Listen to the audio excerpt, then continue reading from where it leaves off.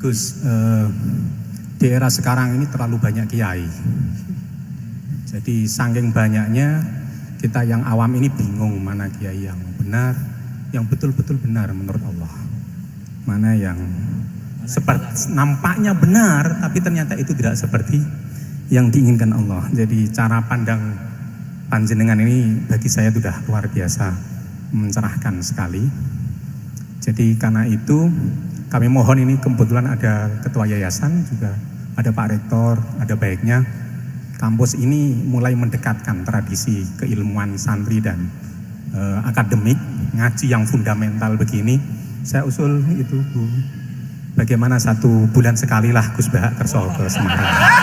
Itu yang pertama. Yang kedua, saya juga termasuk orang yang gelisah dengan realitas sekarang. Saya juga mau ngajukan permohonan kepada Gus Bahak. Permohonan yang paling ini, Mbok jenengan nulis 1 buku, saya Muslim, saya happy gitu loh. Ini kayaknya pas banget ini. Jadi ben ora kok serius banget beragama, saiki abot banget gitu. Itu yang ketiga, ini penting sekali bagi kita orang-orang tua. Zaman saiki golek anak iso ngalim kok Gus Bahak angel.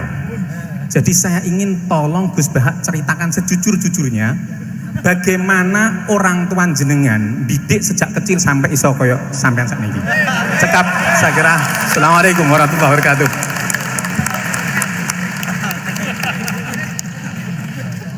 Nah, kalau ini resikonya dia seneng saya, makanya bagus dia tidak seneng saya, jadi enggak. Jadi ini kalau seneng saya malah ngatur-ngatur gini. Ya. Terus soal ngaji di sini tiap bulan itu jelas tidak satu rutin, karena kalau sampean sopan di mana-mana ngaji itu datang ke kiainya.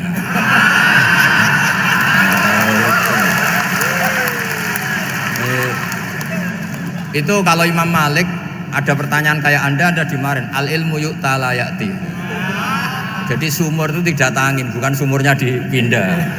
Ini enggak sopan sekali.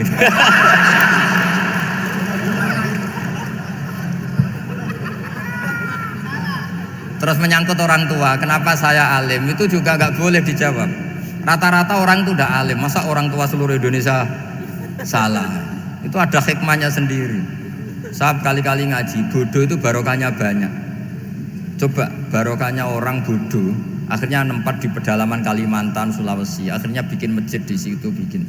Kalau dia alim mungkin jadi ketua MUI di Jakarta, nggak akan punya desa binaan. Jadi Allah mendesain ini sudah sempurna. Sudah tidak usah protes, sudah begitu aja. Lanjutkan acara selanjutnya, itu acara yang kita tunggu, yaitu ngaji bareng bersama Kiai Haji Ahmad Baudin Nur Salim. Kepada beliau waktu sepenuhnya kami haturkan. Allahumma shalli ala Muhammad. Assalamualaikum warahmatullahi wabarakatuh. Bismillahirrahmanirrahim. Tabarakalladzi nazzala al-furqana ala 'abdihi liyakuna lil 'alamin nadhira. Allahumma shalli wa sallim ala sayyidina Muhammadin wa ala alihi wa sahbihi ajmain. Nama ba'du. Yang sangat saya hormati Habib Hasan Toha Putra Al-Munawwar, Bapak Rektor, Bapak Direktur RSI, semua pengurus yayasan yang saya hormati, juga teman-teman baik yang putra maupun putri yang kami hormati. Niki ngaji bareng ya, terus ini buatan acara diskusi tapi acara nopo ngaji. Saya mau ngaji tentang ayat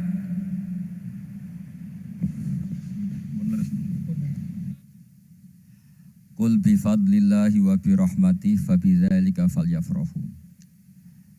Ajarkan Muhammad atau katakan Muhammad pada umatmu, sebaiknya atau seharusnya mereka hanya gembira dengan melihat fadlnya Allah dan rahmatnya Allah. Ini harus kita pahami mulai dari konstruksi yang paling pokok, yaitu akidah. 2 ahwal, ahwal itu 1 perilaku sosial, 3 mutammimat, sesuatu yang tidak pokok tapi kita butuhkan dalam mengawal hidup ini. Saya beri contoh, orang itu sampai maksiat itu karena cari kesenangan. Misalnya baru penat itu, ingin seneng, ada orang yang macam-macam lah, ingin melihat maksiat, apa itu pornografi, apa nyabu, apa macam-macam. Itu sebetulnya agama punya konsep yang luar biasa, yaitu seharusnya seseorang itu gembira dengan ketaatan. Lalu pertanyaannya, caranya gembira gimana? Gembira itu mudah. Jadi misalnya kamu sujud sama Allah Subhanahu wa taala. Terus cara berpikir begini, ini sekaligus ijazah. Cara berpikir begini. Ya Allah, ini kata Sayyidina Ali, kafani izzan an akuna laka abdan wa kafani fakhron an takuna li robban. Ya Allah, betapa sialnya saya andaikan saya jadi budak dari makhluk yang sama. Misalnya sampean itu seorang kiai atau rektor atau doktor atau orang terpelajar, kemudian kamu jadi budak atau hamba dari makhluk yang setara, betapa hinanya saya. Maka kata Sayyidina Ali, ya Allah, saya ini cukup bahagia, cukup bangga karena jadi budak, jadi hamba dari zat yang super atau yang maha super. Gini kok Allah Subhanahu wa ta'ala. Sehingga ada kebahagiaan yang luar biasa karena menjadi hambanya Allah Subhanahu wa ta'ala. Setelah bangga dengan jadi hambanya Allah, maka kita akan malu. Malu misalnya kok saya bahagia itu nunggu melihat pornografi, melihat maksiat. Itu terus menjadi malu. Kenapa saya bisa didikte oleh hal-hal seremeh itu? Ya, kita malu karena didikte oleh hal-hal yang seremeh itu. Karena kita didikte oleh nafsu. Jadi izzatun nafsi, satu harga diri seseorang itu harus dihidupkan untuk hanya tunduk kepada Allah Subhanahu wa ta'ala. Sehingga Nabi itu melatih satu logika tarkul ma'asi. Nabi itu dulu ketika ada seorang pemuda yang ya karena mungkin pemuda ya, dia itu mau masuk Islam, tapi uniknya kata pemuda tadi, saya masuk Islam tapi asal dibolehkan bebas zina. Jadi ini agak sableng gitu. Jadi mau masuk Islam syaratnya dibolehkan apa? Zina atau free sex gitu. Karena orangnya agak hiper. Itu Nabi tidak langsung mengancam dengan neraka enggak. Ketika mau pamit gitu semua sahabat melarang.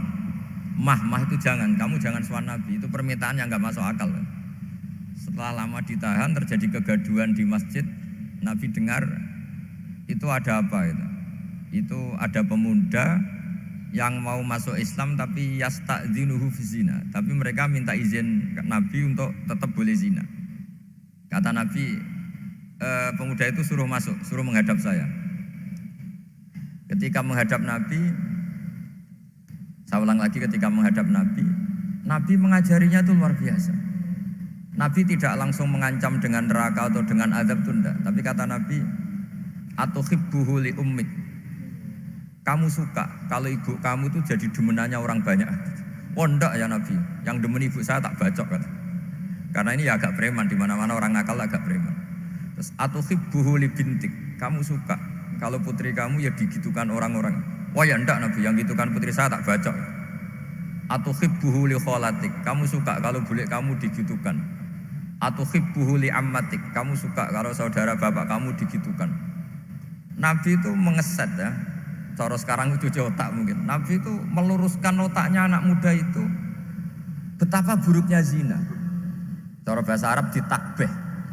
Betapa buruknya zina. Kamu suka kalau korbannya ibu kamu, putri kamu, bude kamu, bule kamu. Sehingga orang itu matur, ya hasbuka ya Rasulullah, ini sudah cukup. Saya tidak pernah melihat sesuatu seburuk zina. Jadi fa'alqallahu fi qalbihi bughdha zina. Kemudian Allah meletakkan di hatinya, menanamkan benci zina.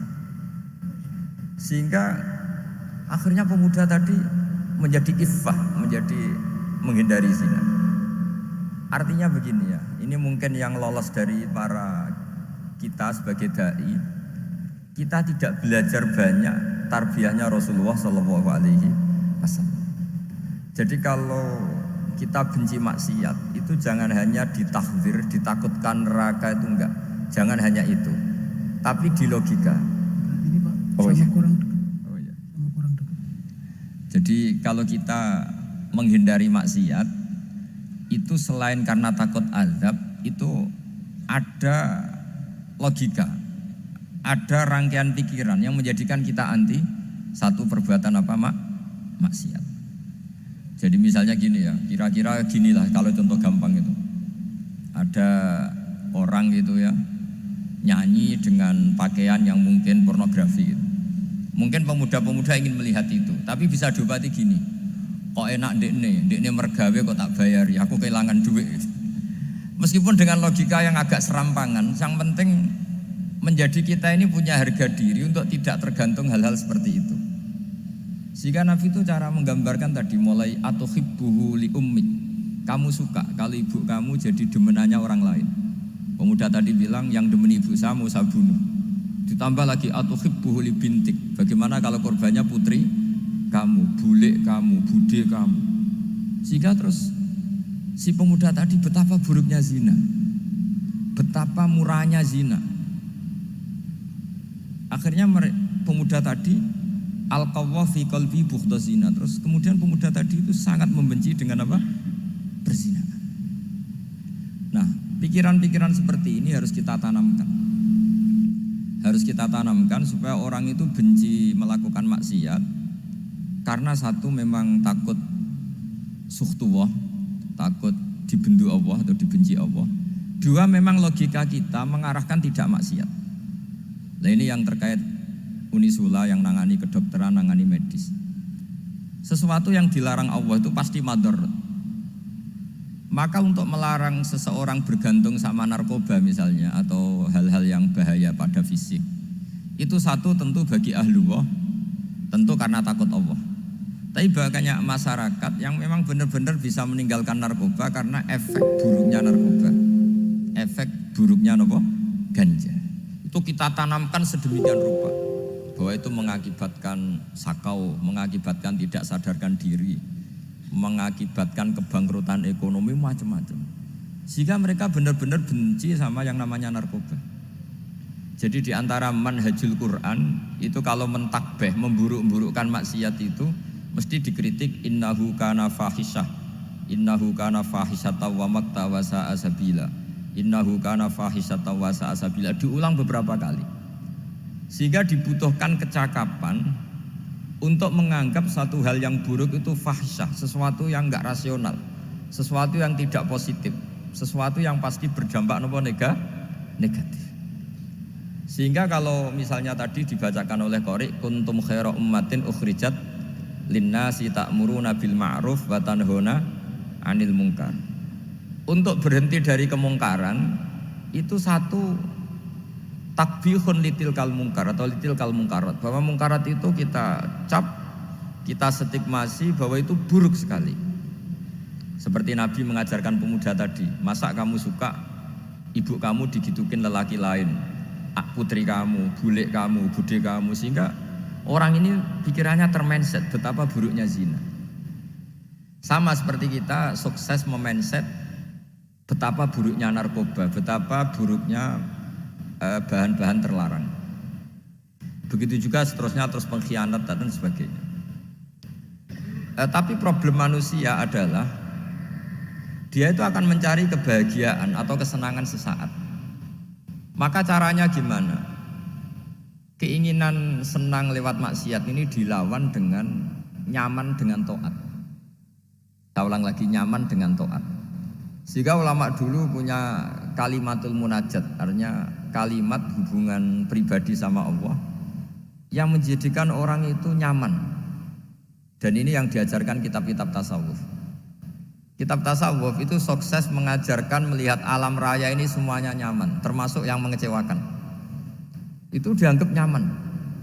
Saya berkali-kali mengajarkan ilmu ini karena ini musalsal ila Rasulillah SAW.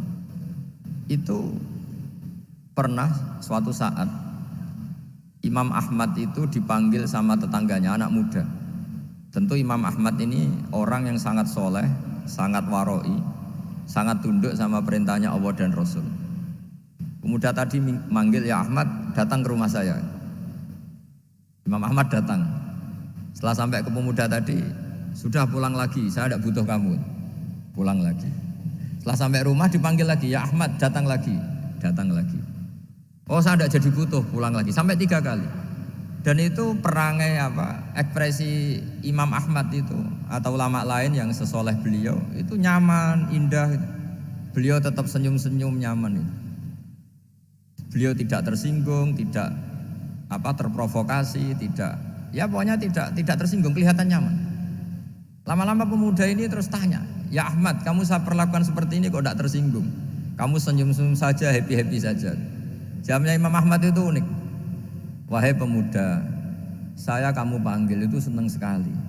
Karena kata Nabi, kalau kamu iman dengan Allah dan Rasul, maka hormatilah tetangga. Jadi saya senang. Karena nuruti perintah Allah untuk menghormati tetangga. Jadi tidak ada urusannya dengan kamu. Kagetnya kayak apa?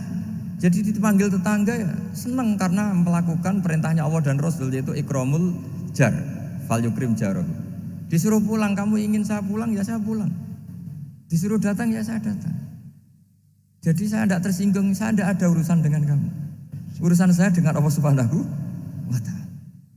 Itu kalau bapak-bapak istrinya ngomel terus sabar itu ya bagus.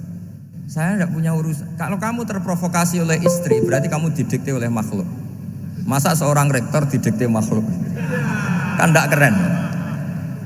Apalagi seorang Habib didikte makhluk, kan tidak keren. Yang bisa mendikte kita hanya Allah Subhanahu wa Ta'ala. Dan Allah mendikte kita, mengajarkan kita wa ashiruhunna bil ma'ruf fa in karihtumuhunna fa asa an takrahu shay'an wa yaj'alallahu fi khairan katsira. Jadi cara melihat istri kita bawel gitu atau cerewet, alhamdulillah ini ada pahala tanpa modal, cukup sabar. Kalau istri kamu sedang mesra malah mintanya ke mall, malah biayanya tinggi. Murah mana dapat pahala dimarahin sama saat mesra minta ke mall? Milih yang pertama kan? Nah ya itu tidak usah modal itu. Ya gitu aja. Jadi kalau istri sedang marah bawel, anggap saja ini rezeki. Dapat pahala tanpa apa? Biaya. Nah, kalau pas rukun malah nantang ke mall, biayanya malah tinggi. Jadi ulama dulu itu melihat dunia itu happy. Pernah Imam Syafi'i dikasih tahu, orang yang tadi nyium tangan kamu ya, itu di rumah menghujat Anda. Jadi dia sopan hanya di depan Anda, kalau di luar menghujat Anda. Jawabnya Imam Syafi'i lucu. Ya baguslah.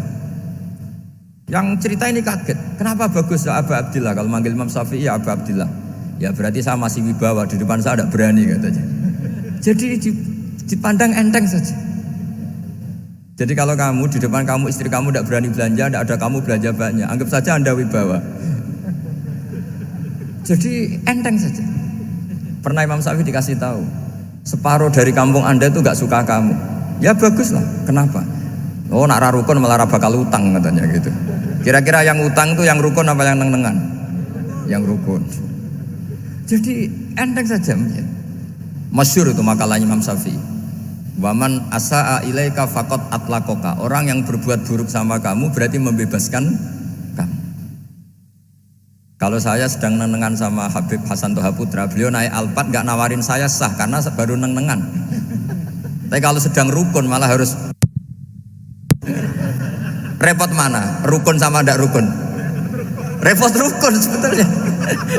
Jadi Imam Syafi'i itu happy saja.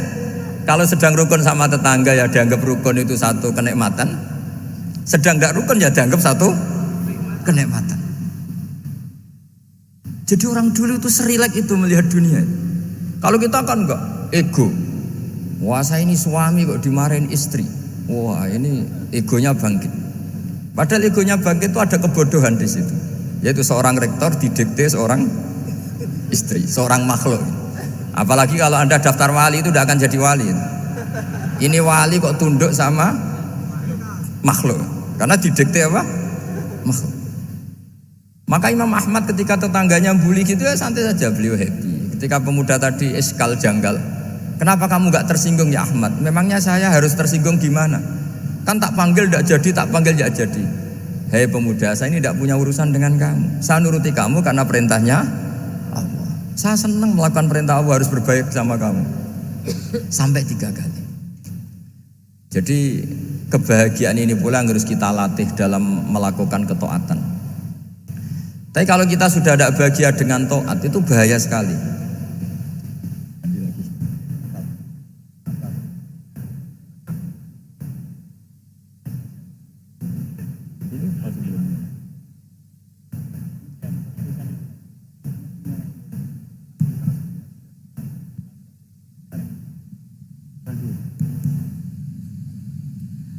Harus begini Bang prosedurnya.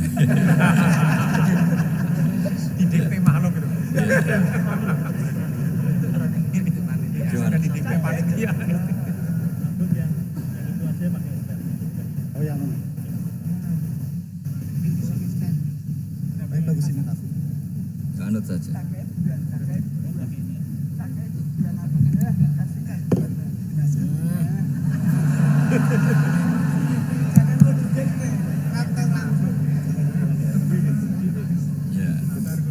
Sudah, ini sudah bisa. Oh, sudah, ini sudah benar. Untungnya kiainya latihan jadi wali, jadi gak tersinggung. Kalau ndak ini sudah masalah ini. Paling ndak kan baru ngajarkan gitu, masa ada bisa meraktekkan gitu. Jadi pura-pura soleh. Tapi memang obsesi saya terbesar atau cita-cita saya terbesar memang setiap ngaji saya ingin orang mukmin semuanya itu bahagia. Dengan bahagia itu mereka tidak neko-neko ingin mencari kebahagiaan lewat jalur apa maksiat. Sehingga dalam konstitusi ulama yang ditulis di kitab-kitab usul fikih, dan itu kitab yang saya kaji, selalu saya kaji, itu membela-bela sesuatu yang mubah itu sampai luar biasa. Karena melihat mubah itu, misalnya Anda tidur itu berstatus mubah. Anda bermain catur berstatus mubah. Anda rileks sama teman jagungan semalam dengan teman rektor atau dosen atau yayasan, itu melihatnya bukan mubah tapi tarkul maksiyah. Misalnya saya semalaman asik musyawarah itu jagungan malam sama Habib Toha Al-Munawwar. Itu Allah ngitungnya bukan, wah ini jagungan ngalor ngidul tidak penting tuh, enggak. Malam itu bahak tidak ke dugem, tidak ke tempat maksiat. Sehingga ada ulama yang mengatakan mubah itu enggak ada. Saya ulang lagi, mubah itu enggak ada. Kan umumnya ulama bagikan wajib, ya kan, haram gitu. Terus diantaranya mubah, sunat, makruh. Ada ulama yang mengatakan mubah itu enggak ada. Kenapa? Logikanya begini, itsma min mubahin illa wa yatahaqqaqu bihi tarku haramimma. Karena tidak ada mubah yang Anda lakukan kecuali saat itu pasti ditinggalkannya sebuah keharaman. Misalnya Anda sedang jagungan sama istri di luar, di rumah, asik di rumah semalaman.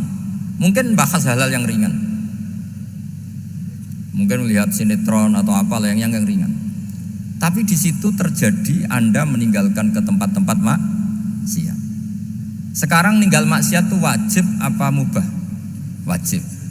Padahal Anda sedang melakukan mubah. Nah itu dicatat oleh Allah itu tarkul haram, meninggalkan keharaman. Sehingga masyhur dalam cerita wali-wali itu, Abu Yazid yang seperti itu ibadahnya pernah tanya, ya Allah lalu yang makomnya orang seperti saya siapa? Karena beliau semalaman ibadah terus. Sama Allah dijawab, ya yang tidur di pinggir kamu itu. Abu Yazid, loh kok bisa ya Allah? Dia kan tidur terus. Ya kan dia tidur berarti meninggalkan keharaman. Ngomong sing potongan tukang maksiat tuh apik turu apik melek kira-kira gitu. Apik turu. Timbang sama nak melek pola wis turu ae kira-kira gitu. Jadi enggak usah dipaksa tahajud, dipaksa qiyamul lail itu. Iya kalau qiyamul lail. Kalau dapat informasi, ke sini ikut saya terus katut kan repot. Jadi perlawanan terhadap maksiat itu sebetulnya gampang dalam Islam karena tadi nggak ada sesuatu yang mubah kecuali saat dilakukan berakibat meninggalkan keharaman. Mudah sekali. Jika banyak orang jadi wali itu karena melakukan mubah. Itu ada orang jadi wali itu karena sering makan. Ya makan-makan biasa itu. Karena ketika makan, ya Allah, betapa doifnya saya. Katanya saya presiden, katanya saya rektor, saya kiai. Ternyata kalau nggak makan tuh lemes. Apa hebatnya makhluk yang bergantung makhluk yang lain, yaitu makanan. Nah karena seperti itu terus dia al-laja'illallah, terus dia sungkeman ning Allah. Betapa lemahnya saya. Sebab itu ketika Quran mengkritik dan dengan tanda kutip kemungkinan Tuhannya Isa bin Maryam, itu ngeritiknya sederhana Quran itu. Mal masih ibnu Maryam illa rasul qad khalas min qablihir rusul wa ummuhu siddiqah kana yaqulanit ta'am. Isa itu tidak Tuhan, wong dia makan itu. Kamu kebayang enggak misalnya punya Tuhan? Wah tadi Tuhan mampir ke rumah saya, dia lemes. Setelah tak kasih makan sehat lagi gitu. Itu kan nggak kebayang gitu. Tapi Tuhan marung di rumah saya, lemes tak gratisin, kayaknya tidak punya uang gitu. Setelah makan wah gairah lagi. Kebayang nggak punya Tuhan seperti itu. Sehingga Quran kalau gojlok sederhana, karena yakulanit toh. Sehingga wali-wali itu kalau makan tuh sadar lemahnya dirinya, betapa dirinya tergantung makanan. Sesuatu yang tergantung itu artinya tidak hebat, tidak Tuhan. Jadi untuk menjadi wali, untuk menjadi dapat ridhonya Allah itu sebenarnya sederhana. Termasuk ada cara jadi wali yang agak kacau, tapi ini ya benar, asal niatnya benar. Misalnya Unisula besar, ya kurang besar lagi. Kita sudah punya uang, kurang banyak uang lagi. Itu Nabi Ayub, itu kan seorang nabi. Pernah diuji Allah, ini ada di Sahih Bukhari. Nanti kamu tanya, hadisnya sahih enggak? Ini ada di Sahih Bukhari. Kadang orang kota itu aneh, enggak ahli hadis tapi tanya, sahih enggak? Gitu. Padahal andekan dibodoni sahih ya ngandel saja. Gitu. Jadi kadang ya aneh, wong enggak tahu kok tanya itu. Itu Nabi Ayub itu sudah kaya, pas itu sudah kaya. Bukan cerita yang masih miskin, memang sudah kaya.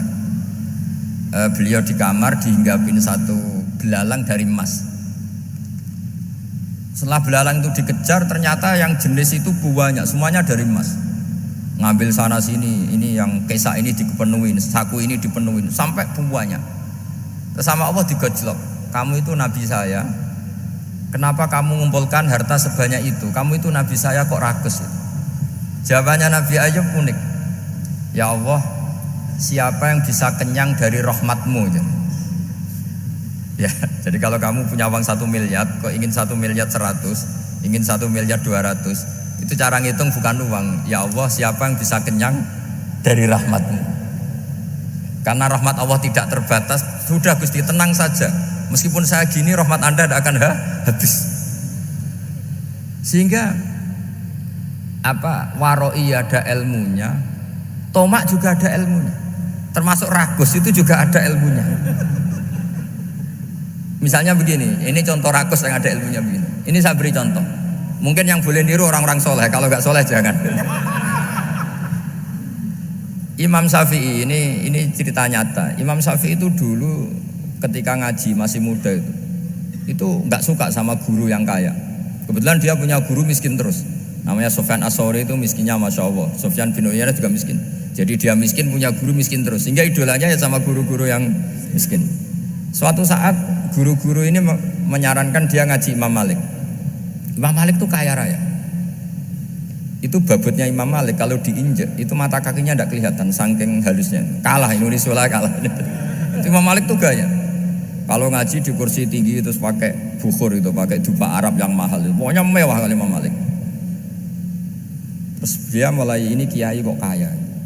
Kemudian setelah beliau alim tanya, saya harus ngaji siapa setelah ilmu jenengan habis kira-kira gitu. Kata Imam Malik, sudah kamu tidak usah perlu ngaji saya, kamu sudah alim alama. Terus Imam Malik datang ke Baki. Zaman itu Baki itu semacam kayak rentalan ya, semacam Grab lah kalau dulu. Mana kafilah yang mau ke Irak? Ya sudah terus. Oh kita mau ke Irak. Ini antar ke Muhammad bin Hasan As-Syaibani. Itu dibiayai sama Imam Malik. Grabnya ya dibayarin, itu kafilahnya itu ya dibayarin. Imam Syafi'i disangoni surrotan min dhahabin. Jadi satu kepes uang dikasihkan. Itu pernah tak hitung semurah-murahnya itu sekitar 60 juta. Imam Syafi'i mulai mikir, Kiai yang saya kritik lomo, sing kiai miskin tak puji, gak pernah ngamal kan, tentu orang miskin kan. Setelah datang ke Muhammad bin Hasan Asy-Syaibani, beliau itu pakar usul fikih, muridnya Abu Hanifah. Beliau al-usuli, pakar usul fikih. Itu Muhammad bin Hasan Asy-Syaibani itu kalau ngitung emas, itu di ruang tamu. Uangnya miliaran, emasnya banyak. Dari kota ini dipindah ke kota ini, emas kalau ngitung di ruang tamu. Bukan di kamar, di ruang tamu. Imam Syafi'i tambah kaget. Imam Malik kayak gitu sudah saya soal, malah ini kaya raya. Setelah Imam Syafi'i kelihatan kaget, digojlok sama Muhammad bin Hasan Asy-Syaibani karena beliau senior.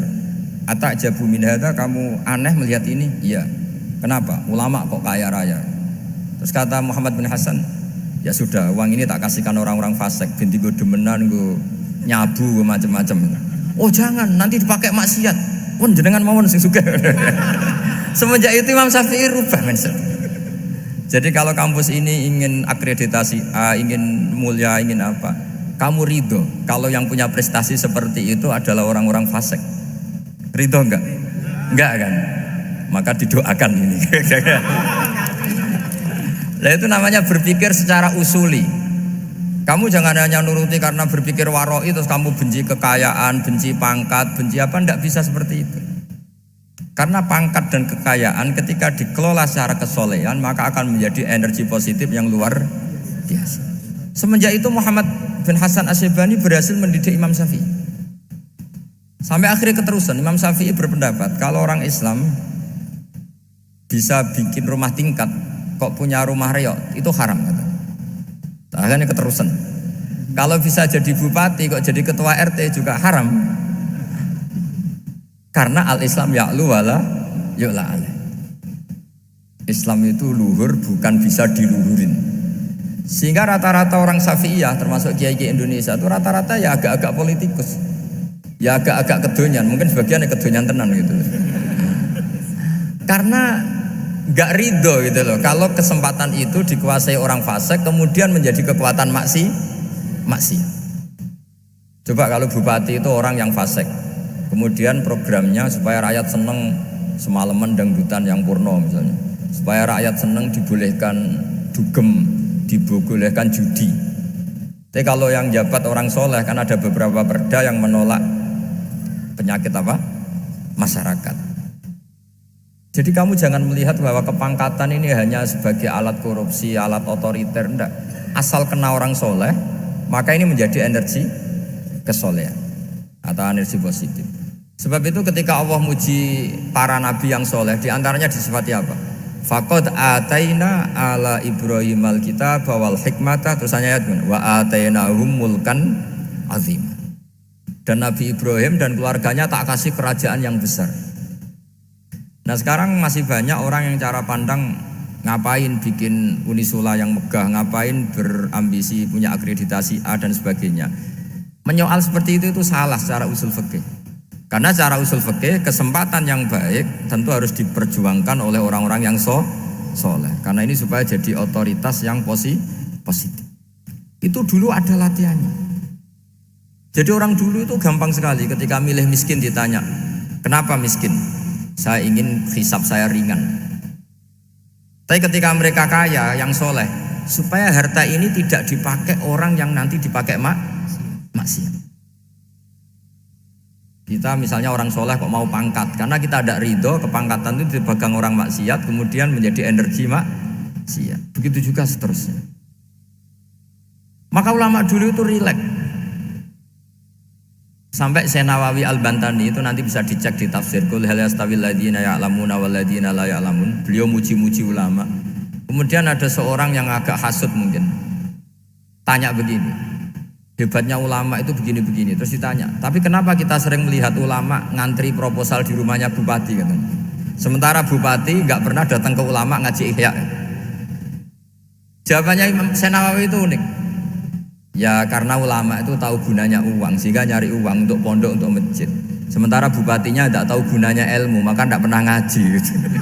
Jadi ya ringan saja oleh dia. Jadi ya sudah seperti itu. Jadi kalau ada ulama kedonyan, anggap saja karena tahu gunanya uang. Jadi kenapa ulama ngantri di kabupaten, bukan bupati ngantri di ulama? Jawabannya karena ulama tahu gunanya sementara bupatinya nggak tahu gunanya ilmu. Ya kira-kira gitulah. Ada ustadz tidak ganteng, kesensem rondo cantik, karena tahu gunanya ustadz itu. Artinya tahu gunanya kalau saya nikah nanti punya anak jadi gus, karena kan dia kiai gitu. Tapi rondone raro gunanya dia karena miskin gitu.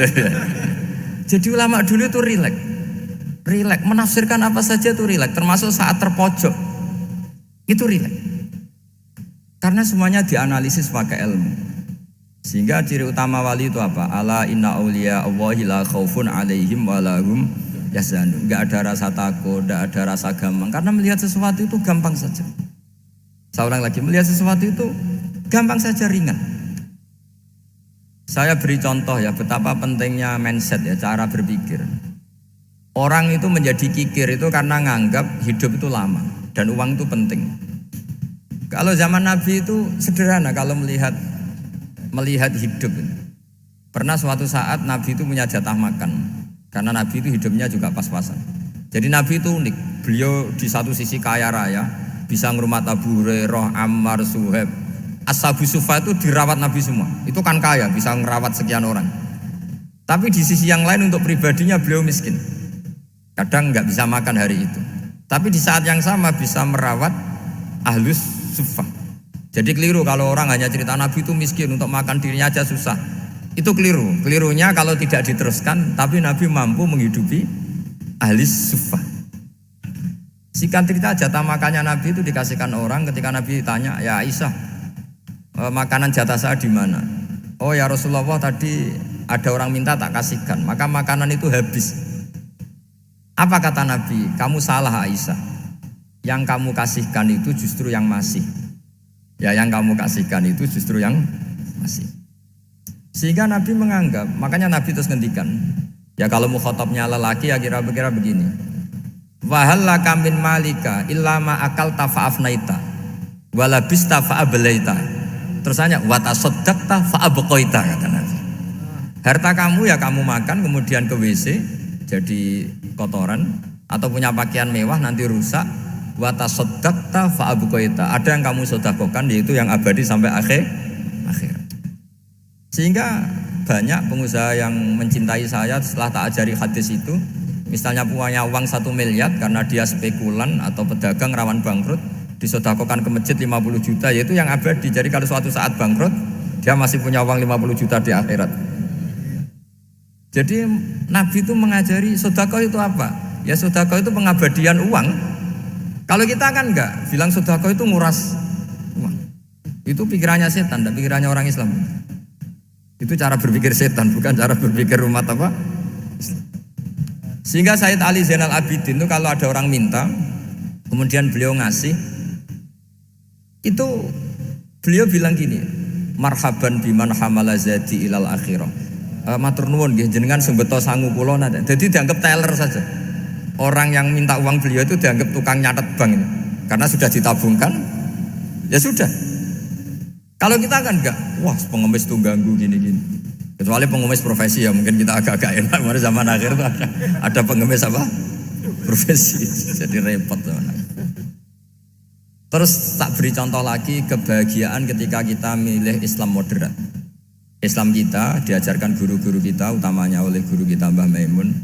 Saya juga sering ketemu beberapa ulama dunia, termasuk Habib Umar. Saya juga ikut sowan ke sini pas beliau sama Habib ini Hasan Toha Putra di sini sama orang-orang moderat. Itu cara berpikir juga luar biasa indah. Beliau pernah cerita ya, beberapa ulama lah, banyak yang cerita itu. Saya pernah diceritani seorang alim, ketika ada orang ekstremis itu mau ngebom di tempat maksiat. Kebetulan yang maksiat itu kebanyakan ya orang Islam, karena di negara yang mayoritas Islam. Ditanya sama Syekh Sa'rawi. Syekh Sa'rawi itu mufassir top di mana? Mesir. Ini mau tak habisin karena mereka orang Islam kok maksiat terus. Terus ditanya sama Imam Sa'rawi, laumatu ala khini ma'asihim aina masiruhum. Kalau mereka mati dalam keadaan maksiat, mereka kemana? Ya ilanar, mereka pasti masuk neraka. Terus ditanya sama Imam Sa'rawi, Wahal masiruhum ilan nar muradun nabi amlah. Punya umat maksiat kemudian mati masuk neraka, itu yang diinginkan Nabi apa enggak? Ya tidak aja. Ya sudah, enggak usah dibom, ditunggu tobatnya kata. Karena kalau mati dalam keadaan itu ke neraka, dan itu tidak yang diinginkan Rasulullah Shallallahu Alaihi Wasallam. Terus ekstremis ini menjadi tobat, tidak berpikir ekstremis mas. Jadi orang itu harus berpikir mindset yang baik. Meskipun kadang berpikir baik itu ya agak-agak kacau. Ada seorang wali majdub itu kalau berdoa agak kacau, tapi nggak bisa dibantah. Masyhur itu doa itu. Ini sekaligus ijazah, tapi kalau sebelum wali nggak boleh. Itu datang ke makamnya Rasulullah SAW. Terus doanya itu begini, ya Allah sekarang terserah engkau. Ya Allah sekarang terserah engkau. Jika saya kamu jadikan orang soleh, jika saya engkau jadikan orang soleh, maka surra habibuk, maka kekasihmu ini senang. Yang susah musuhmu yaitu setan. Tapi kalau engkau menjadikan saya orang fasik, maka yang susah kekasihmu, yang senang musuhmu. Jangan punya dua pilihan itu. Wah itu kan doa tapi kayak teror itu. Ya jadi berdoa di Raudhah. Wah itu pasti mandi itu karena agak-agak maksa Tuhan itu. Ya Allah engkau punya dua pilihan. Jika saya jadi orang soleh, maka kekasihmu ini senang, musuhmu yang susah yaitu setan. Tapi jika saya jadi orang fasik, maka musuhmu yang senang, kekasihmu yang susah. Mohon terserah jenengan, mau menyenangkan kekasihmu apa menyenangkan musuhmu gitu. Kira-kira gimana?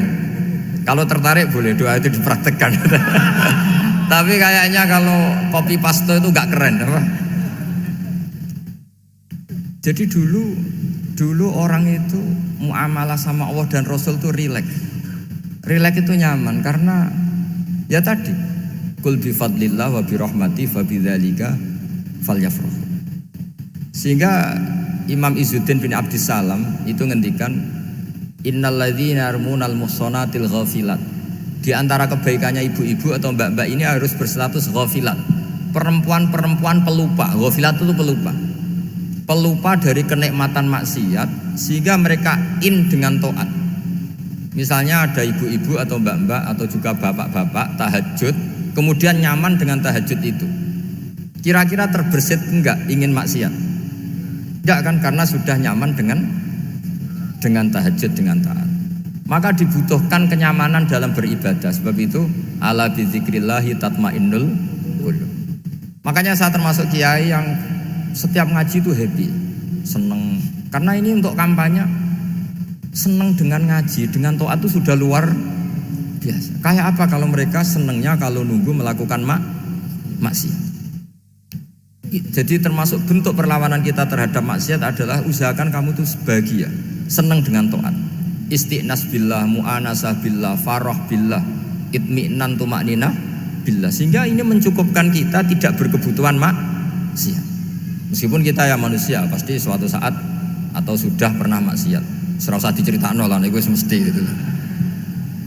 Lah orang-orang dulu itu orang yang sukses mengelola bahagia ma Allah wa billah wa lillah. Sehingga wali-wali dulu itu jadi wali itu tidak mesti karena ibadahnya banyak, itu enggak. Mereka orang yang ibadahnya itu biasa sekali. Ulama-ulama dulu ibadahnya biasa sekali. Tapi qulubuhum ma Allah, hatinya itu ma Allah. Itu ada seorang wali itu jadi wali, Umar bin Abdul Aziz yang dikenal khamisul khulafa. Khamisul khulafa. Di luar khulafa ar-rasyidin 4, di antara yang soleh adalah siapa? Umar bin Abdul Aziz. Itu ketika mau meninggal, itu senangnya bukan main. Itu semuanya nangis, beliau senang. Terus tanya, kenapa kamu senang? Memangnya saya kalau mati itu kemana aja? Ila khairi madhubin ilah, ke zat terbaik. Dibang urip mbek kowe bolet atau mbek arhamur rahimin gitu. Yaitu Allah Subhanahu wa taala. Jalaluddin Ar-Rumi ketika mau meninggal itu muridnya nangis semua, beliau marah. Kamu harusnya pesta karena saya mau ketemu kekasih saya, malah kamu tangisi. Goblok sekali kamu katanya. Jadi orang-orang dulu itu luar biasa. Karena tadi mereka tidak ingin ketemu Allah itu dianggap problem. Harus sesuatu yang membahagiakan. Makanya wali-wali itu kalau berdoa begini, wa khairu ayyami yauman alqa fih, dan jadikan hari terbaikku adalah hari ketika saya ketemu engkau ya Allah. Pernah dengar doa itu? Wa khairu ayyami yauman alqa fih, dan hari terbaikku adalah hari saat ketemu engkau. Aman kan enggak? Sampai mati ku wedi. Saya tidak tahu wedi dosa apa wedi Israel apa wedi malaikat siapa? Mungkar nakir. Sebenarnya tidak perlu seperti itu. Karena cara pandang Nabi itu ini bisa dipraktekkan. Kalau kamu orang baik, mati artinya apa? Ya baik. Karena husnul khotimah. Kalau kamu orang yang buruk, itu kata Nabi, anggap saja mati itu akhir dari keburukan kamu. Nak kowe urip terus malah maksiat terus. Maka Nabi itu kalau ngajari kita berdoa gini, Allahumma ij'alil hayata ziyadatan li fi kulli khairin wal mauta rohatan li min kulli syarrin. Ya Allah, kalau saya hidup ya anggap saja ziyadah fi kulli khairin, berpotensi nambahi kebaikan. Kalau saya mati anggap saja ini akhir dari segala keburukan. Maka saya berkali-kali guyon. Makanya tradisi ulama-ulama NU, ulama-ulama pesantren, ya ada hanya NU, pokoknya ulama-ulama alim. Itu kalau ada orang mati, orang nakal gitu mati, ini saya gitu, itu hadirin mesti gak terima. Wapi enang itu orang wakal. Tapi dipaksa sama kiainya, saya gitu, lama-lama dipaksa. Saya gitu, padahal yang hatinya kiai, wis ra iso maksiat meneh, wis saya gitu. Karena dengan mati berarti saya sudah tidak bisa maksiat lagi. Jadi Nabi melihat hidup dan mati itu segampang itu. Kalau al hayata ziyadatan li fi kulli khairin wal mauta rohatan li min kulli syarr. Coba kita ke depan itu kan ada potensi zina, potensi korupsi, potensi maksiat. Yang bisa menghentikan potensi itu apa coba?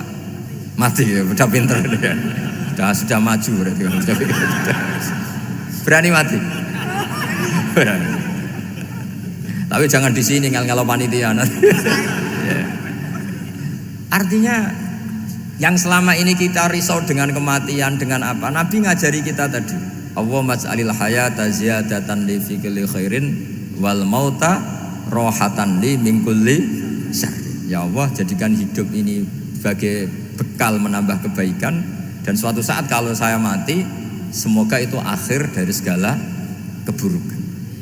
Jadi artinya Nabi itu ngajari kita itu positif terus. Sama seperti ulamanya tadi. Nak lagi rukun mbek tonggo ya sanggep ae kanca keapian. Nak nenengan ben ra utang ngoten. Dadi pokoke penak terus itu. Nak bojo lagi ngamuk alhamdulillah gak ngajak blonjo.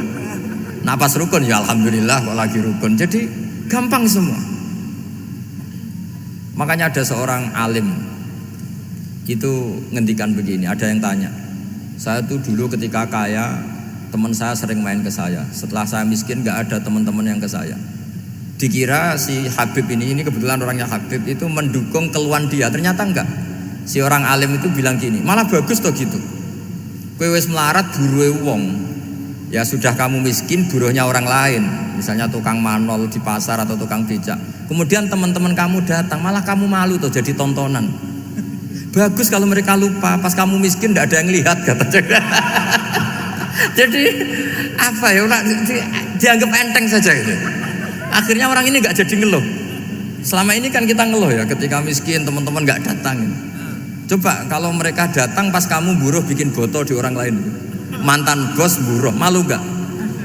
Milih datang kepada? Nggak lah, sudah bener itu. Jadi ulama dulu itu makanya sering baca biar tahu solusi hidup. Jadi ulama dulu itu gampang sekali melihat kehidupan itu, gampang sekali, indah, gampang. Sekarang tuh enggak. Orang itu cara berpikir nuruti nafsu, itu yang bahaya. Makanya Quran ngeritik ara'aita man ittakhadha ilahahu hawa. Orang yang cara berpikir itu nuruti hawa nafsu. Kalau zaman Nabi, zaman sahabat, zaman ulama itu enggak seperti itu. Sehingga cara berpikir itu mudah. Makanya kata Nabi absyiru ya ma'syaral muslimin, kata. Kamu harus senang ya ma'syaral muslimin. Allah sekarang buka pintu langit yang sebelumnya enggak pernah dibuka. Dan Allah yubahi bikum malaikatah, dan Allah membanggakan kamu kepada para malaikatnya. Kenapa?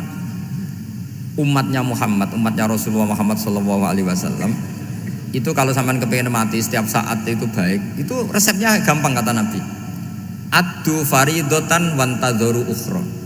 Jadi Allah memberitahu, ya Muhammad, umatmu ini luar biasa. Jadi misalnya tadi kita sholat subuh, ditanya, Bahak kamu sekarang ngapain? Nunggu sholat duhur ya. Setelah sholat duhur ditanya lagi, nunggu apa? Asar.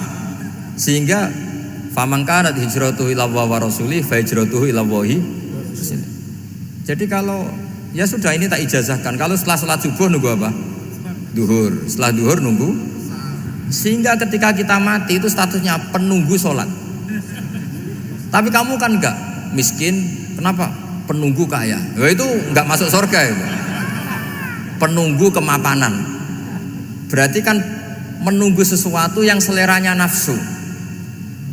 Beda kalau penunggu sholat. Berarti kamu di dunia menunggu ritual ibadah. Maka diantara ijazahnya Nabi apa? Addu faridotan wantadzoru ukhra. Melakukan satu fardu, kemudian kita menunggu tugas berikutnya. Jadi niati saja setelah subuh nunggu apa? Duhur. Setelah duhur, meskipun kita di perapatan, apa? Nunggu asar. Tapi ya asar betul, jangan nunggu tok pas asar ndak. Jadi sebetulnya umat ini gampang sekali. Jadi di antara kebanggaan Allah, yubahi itu Allah bangga dengan malaikatnya adalah umat ini adalah addu faridotan wantadzoru ukhra, melakukan satu fardu kemudian menunggu fardu yang lain. Dari mengkhidmati kampus, ingin mengkhidmati masyarakat, dari satu masyarakat lokal Semarang menjadi sampai sekarang sampai Banjarmasin, Unisula mau bikin kampus di sana terus gitu. Dari satu tugas ke tugas yang lain. Makanya Islam diajarkan setelah satu tugas selesai, faida faruh tafan so. Jadi sehingga hidup kita itu dinamis. Dari satu kebaikan menunggu kebaikan lain, dari satu kebaikan menunggu. Sehingga hidup kita ngapain? Nunggu satu kebaikan. Ini sudah masuk faman kanat hijratuhu ila Allah wa rasulih fa hijratuhu ila Allah wa rasulih. Sehingga bayangkan kalau kita direkam Allah, Gusti kula ampun mati nak dereng sugih. Wis melarat puluhan tahun, sakit, nunggu sesuatu sing sifatnya nafsu, kepengin sugih. Sugih tok jak cukup. Tahu buruhno wong sing tahu ngenyek ndekne lho, itu kan urung-urung wis dendam. Saya belum mau mati sebelum kaya dan buruhkan orang yang pernah melecehkan saya. Wis ngono akhirnya mati urung sugih. Berarti wis fakir matine hasud. Mau itu ngenes dunia akhirat kan kira-kira seperti itu. Kamu santai aja kalau fakir berarti meringankan hisab karena ada banyak harta. Yang mau dihisab papanya enggak punya apa-apa. Jadi saya mohon sekali ya, Islam itu mengawal kebahagiaan. Sebab itu sampai bahagia itu menjadi perintah Islam, kul bi fadlillah wa bi rahmati fa bidzalika falyafrahu. Karena dengan bahagia bitaat diharapkan orang Islam itu tidak bahagia atau cari kesenangan lewat jalur apa maksiat. Sehingga ciri utama wali apa? Ala inna auliya Allahi la khaufun alaihim wa lahum yahzan. Sehingga ulama dulu itu rileks-rileksnya, termasuk yang saya ceritakan tadi, Imam Ahmad, Imam Syafi'i, itu melihat apa saja rileks.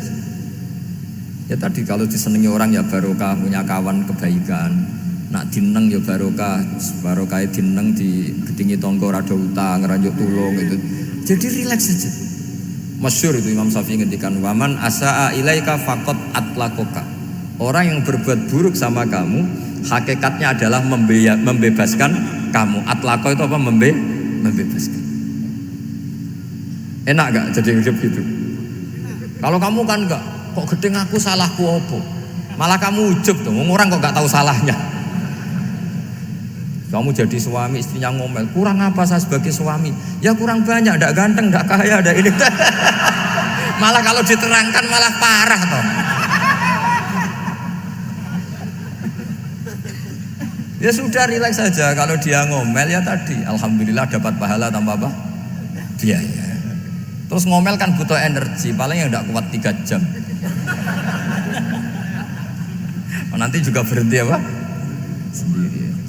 Terus ambil nilai positifnya. Misalnya ngomel sama suaminya, bagus lah. Kalau ngomel sama tetangga malah kayak apa gitu aja udah. Jadi ulama dulu itu gampang sekali melihat hidup.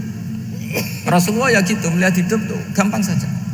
Ketika tanya, ya Aisyah apa ada sarapan? Tidak ada ya Rasulullah, ya sudah saya tak puasa. Jadi enteng saja. Kadang-kadang beliau ingin puasa ya puasa sunat, ada sarapan nggak jadi puasa. Rileks. Nabi itu rileks. Kalau ngajari kebaikan juga rileks. Nah sekarang itu banyak orang yang karena mungkin kurang baca, Islam itu kayak menjadi aturan yang bengis, yang repot, yang mengekang. Itu tidak seperti itu. Yuridu wa bikumul yusra wala yuridu bikumul usra. Allah menghendaki agama ini mudah. Sehingga ada sahabat di Imami Mu'ad itu baca Baqarah. Sahabat ini pekerja petani, mufarokoh ditinggal. Ketika Mu'ad lapor, ya Rasulullah ini ada orang munafik, tengah-tengah sholat mufarokoh saya ditinggal. Yang disalahin itu tidak yang ninggal tapi Mu'ad. Afattanun anta ya Mu'ad, kami itu tukang fitnah. Masa ngimami petani pakai surat Baqarah? Jadi yang disalahkan ini imamnya. Kalau kamu jadi imam, sholatnya ya yang cepat.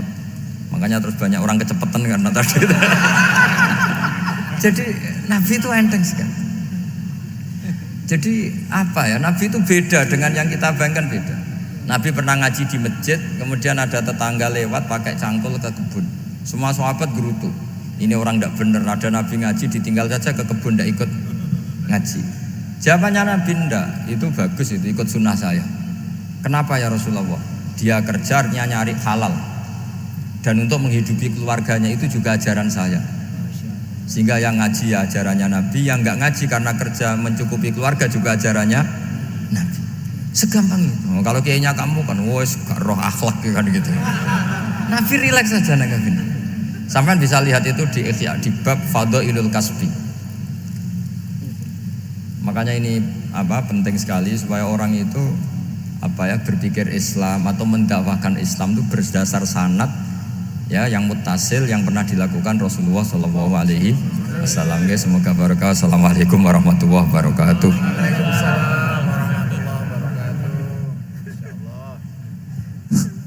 Halo. Terima kasih kami sampaikan atas pencerahan yang disampaikan oleh Gus Baha. Alhamdulillah ini masih ada waktu yang sangat panjang sehingga kita akan buka sesi tanya jawab.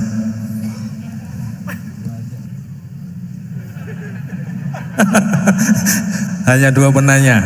Monggo siapa yang mau nanya? Kang Mujib. Ibu? Ibu 1. Ya, monggo. 2 saja. Monggo.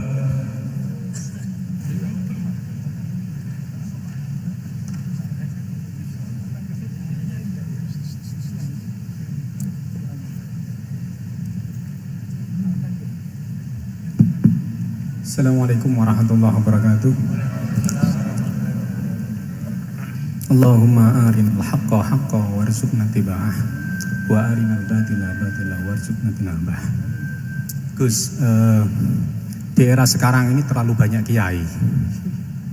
Jadi saking banyaknya kita yang awam ini bingung mana kiai yang benar, yang betul-betul benar menurut Allah. Mana yang seperti nampaknya benar tapi ternyata itu tidak seperti yang diinginkan Allah. Jadi cara pandang panjenengan ini bagi saya sudah luar biasa mencerahkan sekali. Jadi karena itu kami mohon, ini kebetulan ada ketua yayasan, juga ada Pak Rektor, ada baiknya kampus ini mulai mendekatkan tradisi keilmuan santri dan akademik, ngaji yang fundamental begini. Saya usul itu Bu, bagaimana 1 bulan sekali lah Gus Baha kerso ke Semarang. Itu yang pertama. Yang kedua, saya juga termasuk orang yang gelisah dengan realitas sekarang. Saya juga mau ngajukan permohonan kepada Gus Baha. Permohonan yang paling ini, mbok jenengan nulis 1 buku, saya Muslim saya happy gitu loh. Ini kayaknya pas banget ini. Jadi ben ora ketok kok serius banget beragama saiki abot banget gitu. Itu yang ketiga, ini penting sekali bagi kita orang-orang tua. Zaman saiki golek anak iso ngalim kayak Gus Baha angel. Jadi saya ingin tolong Gus Baha ceritakan sejujur-jujurnya bagaimana orang tua jenengan didik sejak kecil sampai iso koyo sampean sakniki. Cekap saya kira. Assalamualaikum warahmatullahi wabarakatuh.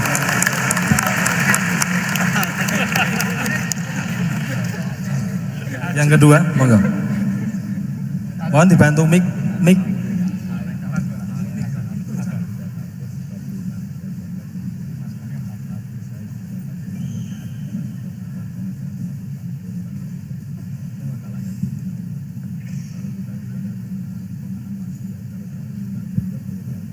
Assalamualaikum warahmatullahi wabarakatuh.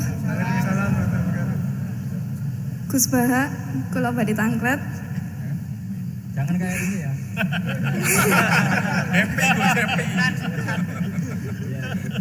Untuk perempuan, hakikatnya menutup aurat niku pripun? Soalnya kula gadah teman niku rata-rata santri tapi kok mboten menutup aurat secara sempurna. Nah, kula pengen ngertos ilmune niku sing jelas pripun. Sampun.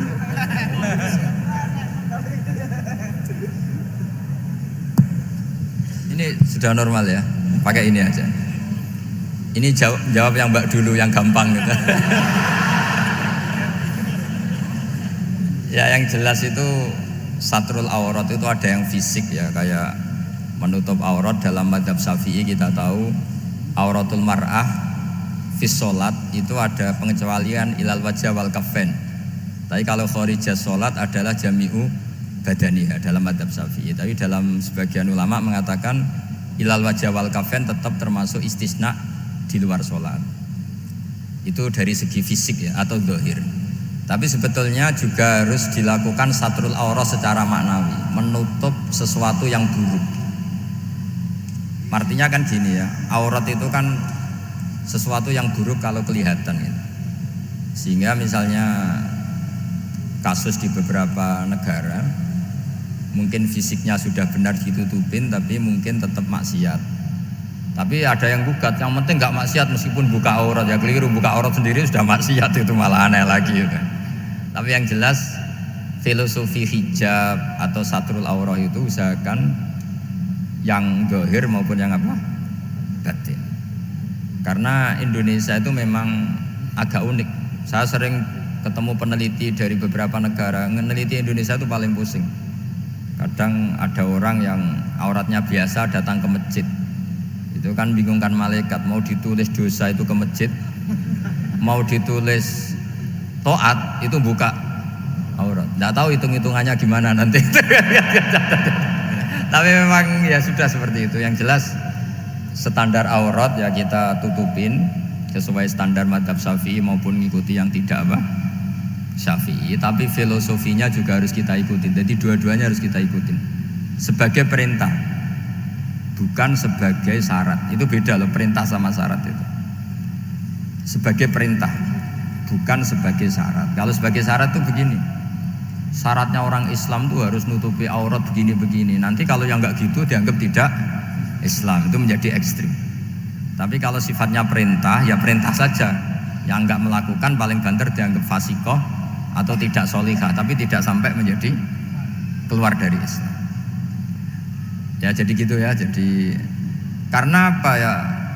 Ya sudah seperti itu. Obsesi kita tentu ingin kesolehan, sebagai perintah. Saya ulang lagi, jangan biasakan kalau ada aturan itu sebagai syarat. Misalnya gini, kowe nak ora alim ra anakku, itu bahaya. Mosok ora alim terus ora anakku, karena rata-rata orang itu udah alim gitu. Nanti terputus dari bapaknya semua. Tapi hanya sifatnya perintah. Perintahnya seorang bapak ke kita supaya alim. Makanya ulama mengatakan perintahnya Allah. Perintah itu lebih rileks daripada disebut syarat. Karena syarat sekali nggak memenuhi menjadi ndak. Makanya Sayyid Muhammad kalau ngarang kitab sering wajibat itu lebih ringan ketimbang apa? Syarat. Jadi beda kalau dalam filosofi ilmu itu.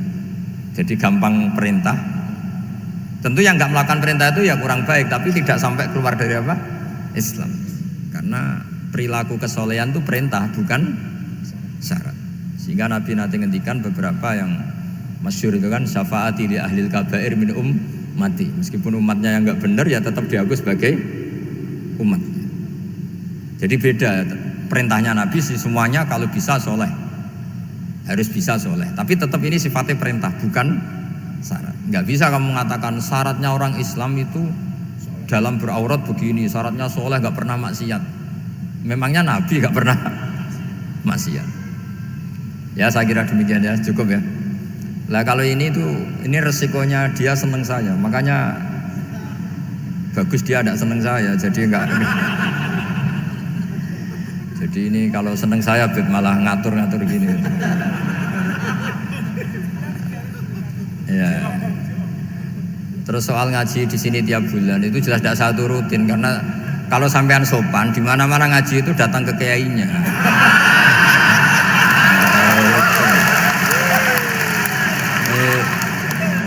Itu kalau Imam Malik ada pertanyaan kayak Anda dimarahin. Al ilmu yu'ta la ya'ti.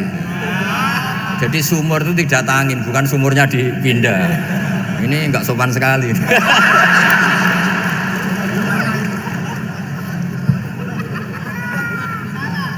Terus menyangkut orang tua, kenapa saya alim? Itu juga enggak boleh dijawab. Rata-rata orang itu udah alim, masa orang tua seluruh Indonesia salah? Itu ada hikmahnya sendiri. Saya kali-kali ngaji, bodoh itu barokahnya banyak. Coba barokahnya orang bodoh, akhirnya nempat di pedalaman Kalimantan, Sulawesi, akhirnya bikin masjid di situ bikin. Kalau dia alim mungkin jadi ketua MUI di Jakarta, nggak akan punya desa binaan.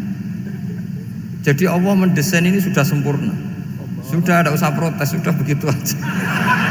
Coba ada orang alim alamah, kira-kira itu kan nggak akan di pedalaman Kalimantan, Sulawesi. Barokahnya santri rodok bodoh itu akhirnya kerja di dalam hutan, kerja di kampung-kampung. Akhirnya agama ada di mana? Kalau pinter semua di Unisula semua jadi rektor nanti. Jadi Allah mendesain ini sudah baik, tidak usah dipaksakan sesuai versi kamu, nggak usah. Jadi ya sudah, memang seperti itu. Jadi dulu zaman sahabat itu saya cerita sedikit. Nabi itu kalau muji Madinah itu sundel langit, kalau muji Mekah ya sundel langit. Tapi Sayyidina Ali keluar ke Kufah. Sayyidina Ali itu akhirnya pindah ke Kufah, ke Najaf. Karena pikirannya Sayyidina Ali, Mekah Madinah hanya baik secara bukah, secara tanah. Tapi di antara kebaikan Nabi adalah nasrul Islam. Akhirnya Sayyidina Ali milih ke Kufah. Andai kan sahabat tidak milih keluar dari Mekah Madinah sebagiannya, pasti Islam tidak menyebar. Karena semuanya tersentralisasi di Mekah dan Madinah. Tapi ada saja sahabat yang tetap nyaman di Mekah Madinah karena sholat di sana sebagaimana 1000 sholat. Ya sudah seperti itu, dilihat gampang saja. Akhirnya yang di Mekah Madinah ya tidak ngeritik yang keluar juga gak ngeritik yang di Mekah Madinah. Jadi yang alim tidak ngeritik yang bodoh apalagi jangan ngeritik yang alim. Yang jelas orang bodoh ngatur orang alim itu dosa itu yang. Ya, saya kira demikian. Assalamualaikum warahmatullahi wabarakatuh. Halo, luar biasa. Saya yakin masih ingin banyak yang bertanya kepada Gus Baha, tapi karena keterbatasan waktu beliau, mohon maaf, ini tidak bisa dilanjutkan untuk tanya jawab. Acara selanjutnya adalah penyerahan kenang-kenangan. Ini hasil karya dari mahasiswa Fakultas Agama Islam. Mohon Pak Rektor untuk berkenan untuk memberikan.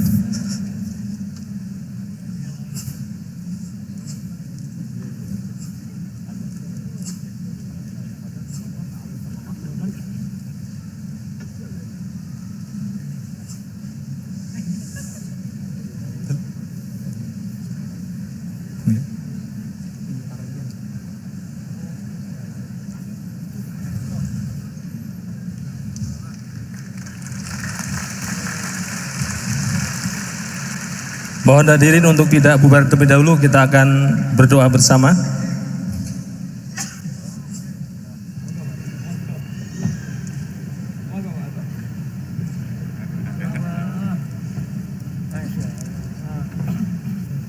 Baik, acara pada pagi hari ini akan ditutup dengan doa. Kami mohon berkat doa dari Kiai Haji Ahmad Baudin Nur Salim untuk Unisula, untuk RSKM yang mau akreditasi, semoga diberikan nilai yang terbaik dan Unisula menjadi semakin menebar manfaat.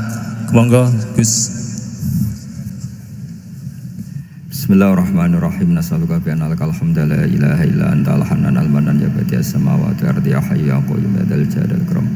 Antarzuquna ya bi haqqi habibika Muhammad su'alana ya Allah wa tujiba ya Allah du'ana wa anta khairul mujibin wa anta ya Allah khairul mu'tin. Fa'ati su'alana ya Allah bifadlika wa karami wujudika. Allahumma ya Allah ilam nakun ahlan an ablugha rahmataka wa an nablugha rahmataka Farahmatuka ya Allah ahlun antablughana jami'an ya Allah ballighna muradana ya Allah bihaqqi annaka dzul fadlil azim wa annaka wasiul maghfirah wa annaka al-mu'ti wa annaka khairul mujibin wa annaka ya Allah mujibud du'a wa annaka mujibud da'awat fa'atina ya wasulana bihaqqi annaka ya wa al-hayyul qayyum ya hayyu ya qayyum bi rahmatika nastaghis rabbil la takilna ila nafsina tarfata aina ya wa'atina sulana ya mujib Rabbana atina fid dunya hasanah fil akhirati hasanah wa qina adzabannar wa sallallahu ala sayyidina Muhammad wa ala alihi wa baraka sallam subhana rabbika rabbil izzati amma yasifun wa salamun alal mursalin alhamdulillahi rabbil alamin sirril fatihah.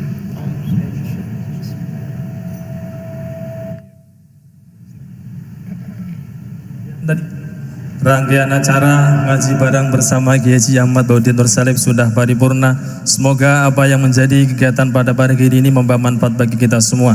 Mari kita tutup pertemuan ini dengan doa kafaratul majelis. Bismillahirrahmanirrahim. Subhanakallahumma wa bihamdika asyhadu an la ilaha illa anta astaghfiruka wa atubu ilaik. Kami yang mengantarkan berjalannya acara pada pagi hari ini, kurang lebihnya mohon maaf bila ada tutur kata tidak berkenan di hati saudara semuanya. Dari saya, wassalamualaikum warahmatullahi wabarakatuh.